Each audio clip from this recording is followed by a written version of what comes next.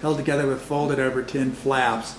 What I want to call your attention to is the fact that they've been curated. They're a museum vitrine full of antique, futuristic kid toys. I mean, they're still junk physically, but the social relationship that we're supposed to have to this collection of objects is completely different now. We don't get to play with them, we don't get to touch them, we don't get to pretend to be a spaceship guy having a power fantasy, we don't get to go kapow, kapow. They're just kind of in there, they're going to stay in there, they've been reinterpreted for us, repackaged for us, they've become historical artifacts. Okay, what are they? You know, I'd argue that they're atemporal, because they're historical and futuristic in an increasingly confused way. Now, I'm very glad to see these. I mean, you really see them in a different way. I was happy to see them curated. That's why I took their picture.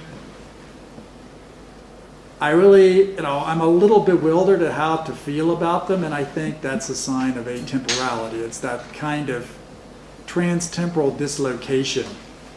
There's a sensibility to that. Okay, now here's a refinement on this. Found this object in Wellington.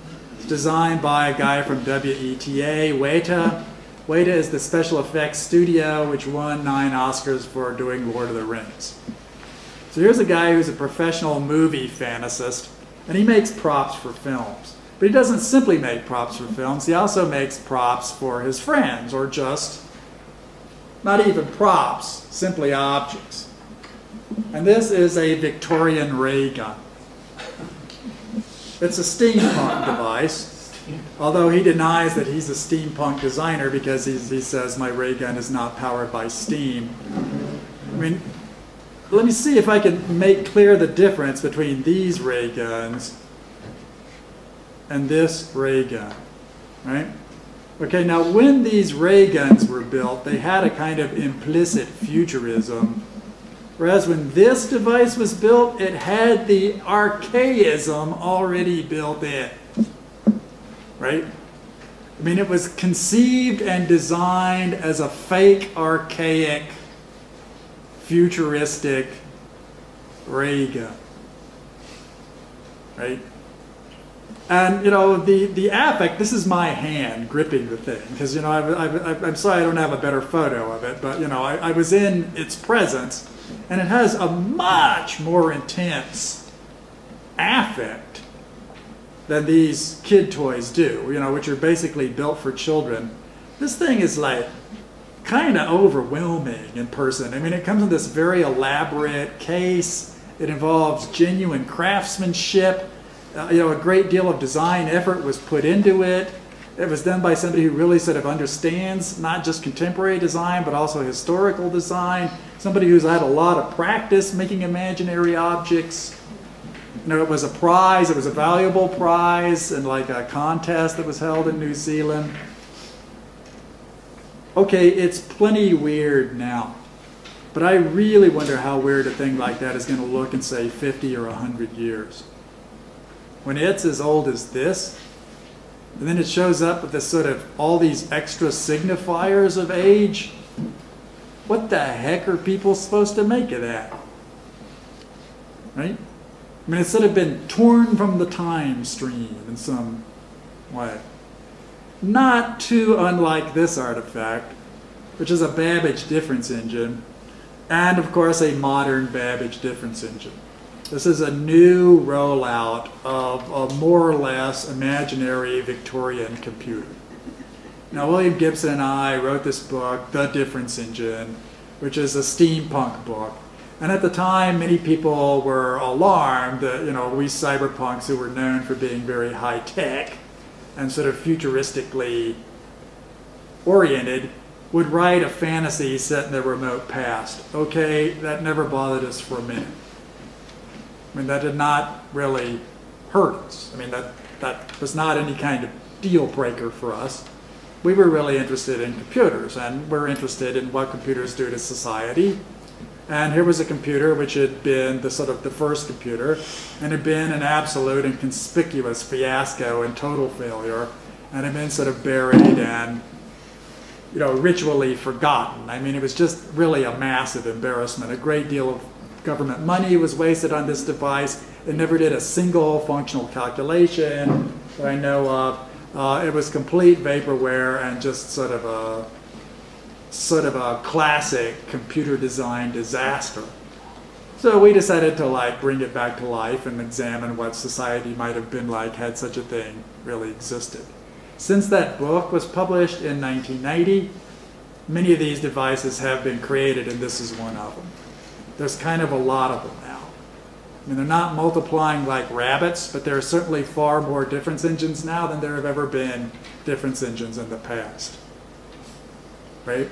And not only that, but some aspects of the difference engines, like the really big, elaborate ones, this is just like a piece of a difference engine. There's one about the size of a couple of these tables, which is owned by a tech millionaire who spent several $1 million having it made, kind of in his mansion right now.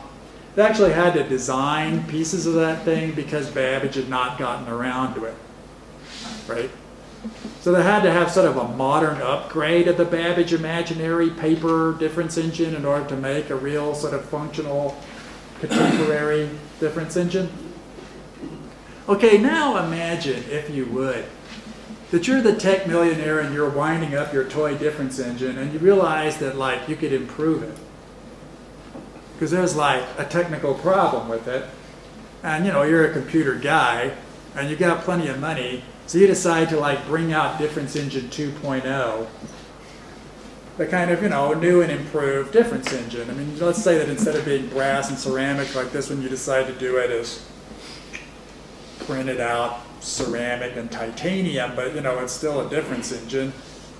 Okay, to what historical period does that device belong?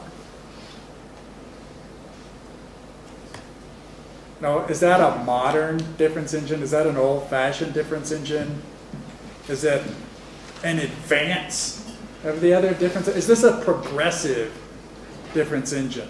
Is it just a rich man's toy of some kind? Is it an improvement? Is it even possible to improve a dead technology which is never going to have any social function in the way that, say, computers did? No, I would argue that contemporary difference engines have a very strong atemporality.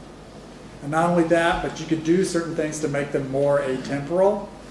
And I think that when people realize they can make things more atemporal, they're probably going to try it. They're actually going to do it.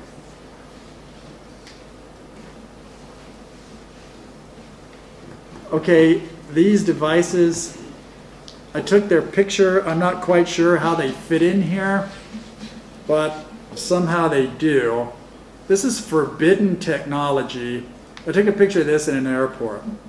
These are objects which are, I mean, some of them are dangerous, clearly. I mean, you wouldn't want like a child to have that kitchen knife, and you probably wouldn't give a 2-year-old that hammer.